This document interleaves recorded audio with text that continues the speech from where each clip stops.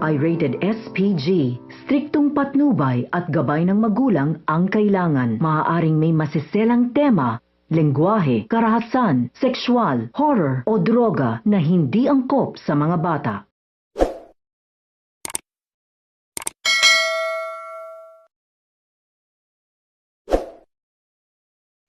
Narito ang mga kaganapan mamaya sa Born to Shine. Nagkasakit si Megan at nawala ng boses sa araw ng legacy concert ng kanyang mami, kaya hindi sila nagkapag-duet. Nagtaka din si Dara dahil si Jenny ang nakipag-duet sa kanya. Disappointed din si Amelia dahil si Megan dapat ang ka-duet ni Dara. Samantala, kakausapin ni Perry si George tungkol sa kanyang nalalaman sa pagkatao ni Jenny. Ayon kay George, matagal niya umanong tinago ito at wala siyang pinagsabihan. Wala umanong ibang nakakaalam nito. Hinala lang umano iyon. Kung wala nga amin, hindi mako-confirm. Lingid sa kanilang kaalaman, nakikinig lang sa kanila si Dara.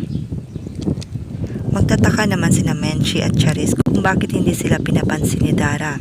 Sa kabilang banda, segment na nga ng Yumi kasama si Dara. Mapapansin na habang kumakanta si Jenny ay umiiwas naman si Dara.